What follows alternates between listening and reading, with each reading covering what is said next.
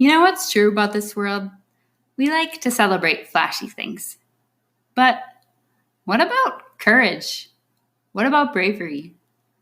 What about suffering? This is the place we give credit to what often goes unseen. This is the place we honor choosing grit. Ready? No.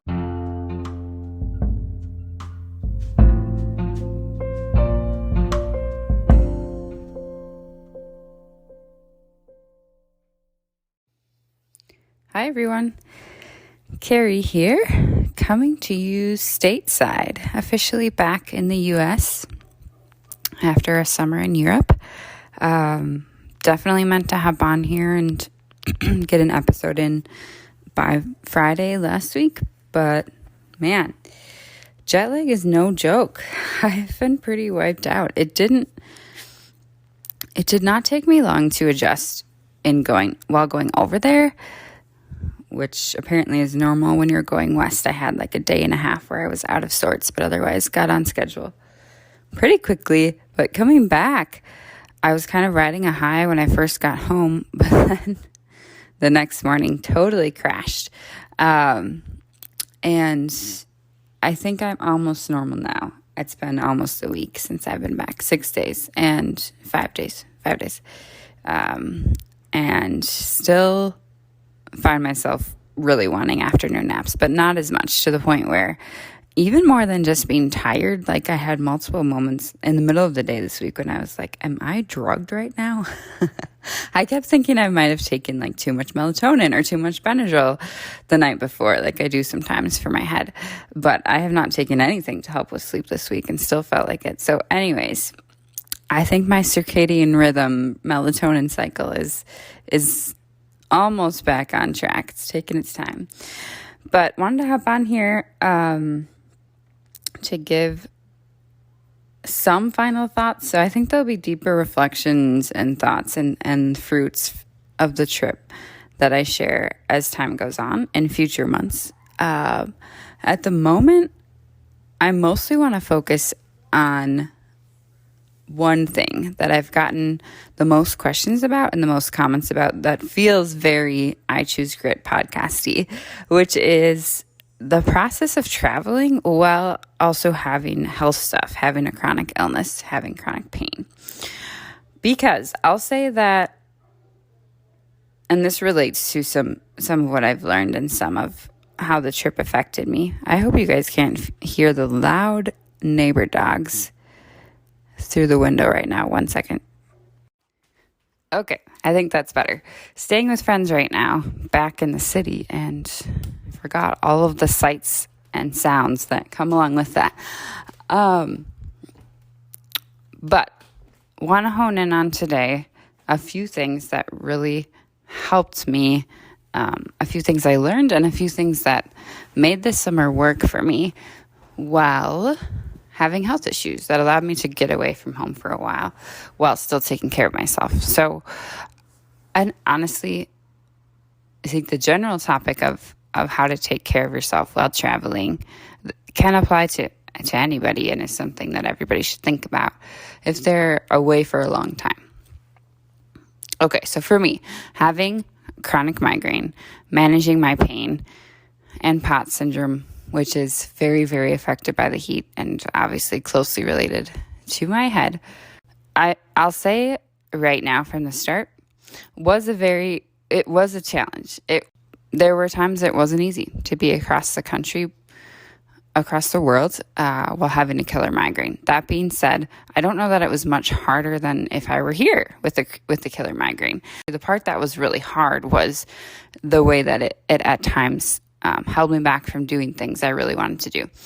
For example, I was in Ireland last week now, but for a part of the summer while I was in Ireland, I made some friends.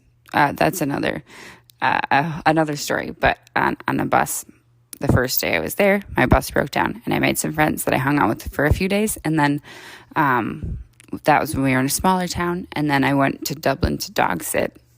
Another long story, but it worked out for 10 days. And they had 2 days when they were also in Dublin with me at the same time, towards the end of my trip and their trip. So I got together with them for a night, and also it was right before I had some travel. The second day they were there was when I was catching a bus. So they were there 2 whole days, and the first day I knew I had to get things ready, and I really needed to rest my head. So I got together with them that night, which was great, and then had dinner, and then we went out to hear some music, which actually we didn't hear music, but went to a bar afterwards and chatted for a bit, which was nice. And the next morning, they were going hiking at a place that a couple people told me I should go to, that I really wanted to get to, and I hadn't yet. That sounded really beautiful, but they were leaving fairly early to get other things in to hike. And I also needed to finish cleaning where I was staying. I had a lot to do. And if not for my brain, I could have maybe stayed up like an hour or 2 later the night before, or gotten up early before hiking to wrap everything up that I needed to. But my head was in a place where I knew I had to go to sleep. And in order to catch the bus I needed to make, it was impossible. So that was the time my head definitely got in the way. And it was really hard, as I had just that morning when I knew it was the last morning I would have been able to see them. There were other times, there were some places I probably would have gone to that I said no to, or that I didn't get to. So I'm not going to say it wasn't hard. I think it's hard. It's harder to rest when you're in a new place, because you want to see everything. So that was difficult. That being said, what allowed the trip to go well for me, and what helped me stay grounded and brought me some peace in that moment, was just appreciating what I could do, and honestly just being grateful for being somewhere, being in a different space. It's just going through life in a different space. My approach from the start, my perspective in taking this trip, was not to go to a bunch of different places and check off every single main site in Europe, in France where I was, or in Ireland, the 2 places I was the most. I did as much as I could, but my goal in going to Lourdes, that's where I began and ended, in going to Lourdes, France, was to go somewhere and stay planted and be there for a long time, to really get to know, first of all, a new culture, what it's like to live in a mountain town in a different country, but also obviously with Lourdes specifically, to really get in the rhythm of the place and take in the graces of the place, the beauty of the place, be at the grotto as much as possible,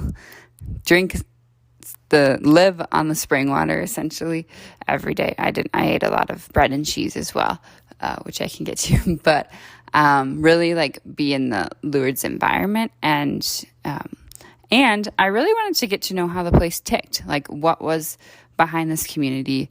I wanted to be in an environment where there were a lot of people, especially struggling with physical things. That was the main thing that drove me there, and I wanted to be in that environment for a while. I also hoped to, and I got some of this, get to know some more of the culture behind Lourdes and the philosophy of the people that work there, and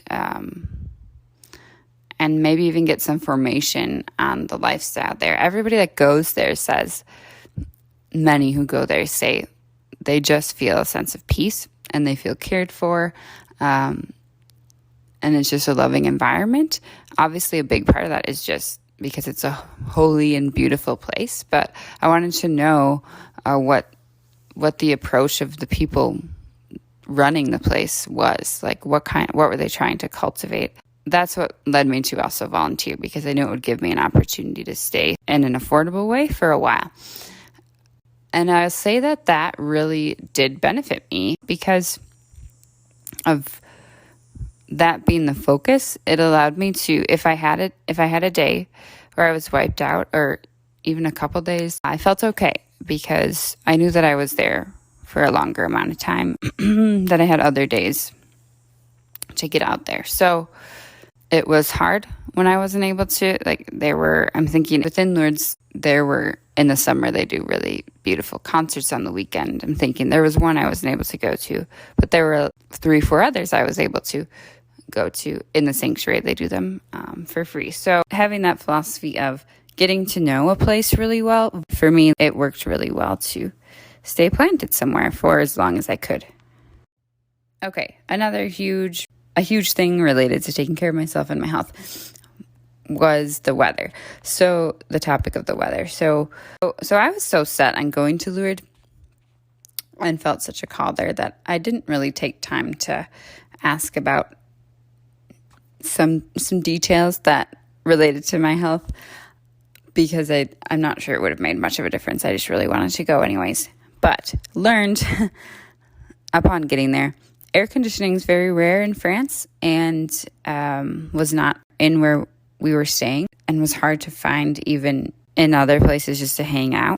I did become very acquainted with the library. They have a very nice library, thank God, and like 2 coffee shops that have decent air conditioning. But Lourdes does get fairly hot in the summer. Their average temperature, summer temperatures, are a lot lower than in Wisconsin, because the mornings and the nights are a lot cooler. So that's a big difference. However, the afternoons get very hot because you are in the mountains and the sun is right there.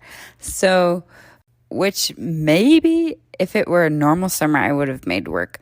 This summer, however, as was the case in the US for a while as well, it was insane. And the locals confirmed, like, this is not normal. It was essentially 90s for weeks, besides a couple days a week.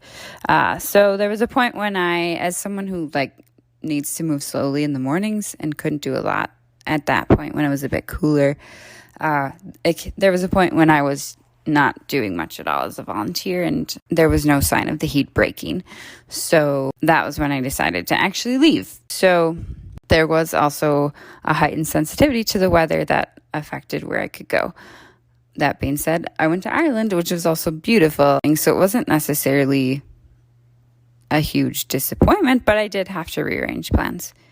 And once I got to Ireland, I saw there were some things I really, really did want to see that I saw. But I also, for my last week and a half, was able to find a dog sitting gig through the glories of the internet in an apartment that was air conditioning, though I didn't really even need it much, where the temperatures, it's considered a heat wave if it's mid-70s. So it was glorious weather for my health, and again, an opportunity where I was able to stay planted somewhere without spending a ton, and just get to know the culture, the history of the place is what it was for me while in Dublin. So there's a bit of what it really, really looked like. I did have a backpack, and I did do a lot of walking with my backpacking through Europe, but I don't know if that being said, I can totally say I backpacked through Europe. I also spent a week in Italy with my family, and anytime I went somewhere apart from where I was staying in Lourdes, I just lived off a backpack. So you decide if it's real backpacking. I didn't camp out anywhere. Yeah, so there's the reality of what it really looked like. That being said, I was able to do a lot with that being the case. So I saw some beautiful waterfalls. I saw some beautiful national parks. I did experience a lot of history. I was able to go to a lot of major historical sites. That made me a lot more excited about history, which is not always the case for me. I did really get in a rhythm while doing life in Lourdes. And above all, my favorite part was that I was able to meet really beautiful people from literally all over the world. An afternoon volunteering sometimes included conversations, quote unquote, because of language barriers, but interactions with people from sometimes 6-7 different countries in one day in Lourdes. So all that being said, if you're in a place, which I know is a major privilege that I had to be able to take a long amount of time to do this, if you're in a place though where you can take travel while having some room for rest built in without being in a situation where you're like, I need to pack in everything in a short amount of time. It's the way to go when having health issues. That being said, I did have 1 week where I met up with my family in Italy. That was a lot more of the pack everything in kind of traveling, going to a bunch of different places because we only had so much time together and such. And I did get through it. I, at one point, took a cab and the rest of them were walking pretty far in heat. I missed some things in the mornings so I could sleep in. I sometimes came late to things to meet up with them. But I did a lot more than I thought I could. And I'll share more on that in a second. But another thing that really benefited me that was not even super intentional, it wasn't from the start, was the fact that for the past 2 years, I've also been working pretty hard on gaining back physical strength, gaining back muscle strength, since the beginning of COVID, really, with PT, really, really slowly adding more activity, eventually some cardio, etc., etc. Doing so, just trying to become a more functional human being in general. But that really also allowed me to travel better. That allowed me to enter this time feeling like I actually had a fairly strong baseline. And that really benefited me in terms of getting around, having the ability to do as much as I could without, I'll say I didn't have any days, honestly. I had days where I needed to not do much at all because of my pain, having a killer migraine, and trying to bring that pain down. But I didn't have any days where, after doing quite a bit, I had to stay in bed to be able to function.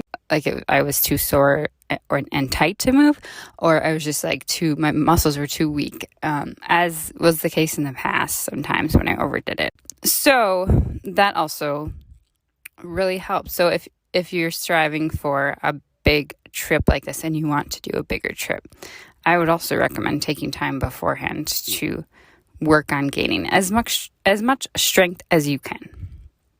Final thing, somewhat related, I also wrote a lot on the trip for me, that was mostly geared towards processing aspects of my health journey. This is the 10th year I've had health issues and a headache, so I returned to some of those first couple years that I haven't spent much time processing a lot recently, and honestly wrote through a lot of the past 10 years, which was really good for me. Ended up accidentally with a book draft, so I guess there's more on that to come. But writing became something that I could do on the days that I wasn't able to do as much as I wanted to do physically. That was still something. It felt like making the most of my time abroad while doing something I had the capacity to do. When I was in Ireland, there were days when I didn't see people for a few days in a row, too many towards the end. But that was an activity that made the rest time feel more meaningful. Also, I will say, really essentially, just like normal life for me, there were times when there was an element of pushing it for the sake of seeing things I wanted to see and being with people I wanted to get to know. Generally not without having recovery time afterwards, but that was a thing. All that being said, if I were able to give advice, quote unquote advice, suggestions to those that want to travel but have reservations about taking care of yourself, main thing, like I said, move slow. If you're able to. If somehow you can go somewhere while having a length of time that might allow you to see most of what you want to see, and do it without packing in everything within a day or two, and do what you can. I'll say, like I mentioned before, in taking that approach for me, I realized that I can do a lot more than I thought I could.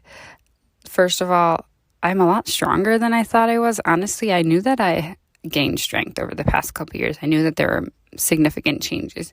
I didn't realize quite so much, though, how different of a place I am right now than I was a few years ago, until this trip when I would walk 20,000 steps sometimes and still feel okay the next day. So obviously there are major mental, emotional ways you're stretched when you travel across the universe, and spiritual ways you're challenged as well. And I realized for both of those, for me, like even when being away from my roots, my core group, the people that support me, like I actually can feel the same joy I feel here in a different country. I can begin to form roots somewhere else, form community with people that are also from very different backgrounds. I really need to learn more languages and get better at that. Side tangent. But I realized I'm stronger than I thought I was in a few different ways. All that being said, I consider the fact that I had enough time to do things slowly, the fact that I had enough means to afford what I was able to do the past few months while living fairly cheaply, the fact that I have diagnoses that do allow me to walk. I do recognize that a lot of what allowed me to do this as well are privileges unique to my situation and my diagnoses as well. Something else that I found really good for me in regards to travel with chronic pain, chronic illness, or honestly anything that you've been carrying for a while that's consistently heavy, I think this applies, was having a few months where my story was a little bit different. For the past 4 years for me, since getting my master's, my life has been a very similar story of working on figuring out my career, job life, while managing my health. And not that I'm ever obligated to share that with anybody who asks. I found while abroad, it was really nice to just for myself to know, compared to like when I'm here, it's like I'm living this similar story. Obviously, God is always doing new things and et cetera, et cetera. But while over there, I was a European traveler for 3 months, and an American on sabbatical, which is super normal in Lourdes, trying to be French here.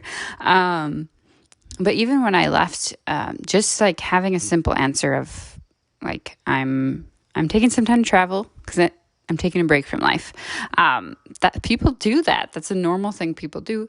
And honestly, as I'm here talking about this, I primarily just for myself to have a few months where I'm identifying with something new, and having a slight break from the life here that I strive so hard to not be ruled by chronic illness, and I strive so hard to make my illness something I don't define myself by. It still obviously affects a lot of my life here. So this is coming from also someone who has a degree in dealing with problems. So I'm not condoning pretending your problems aren't there or trying to escape to fix your life.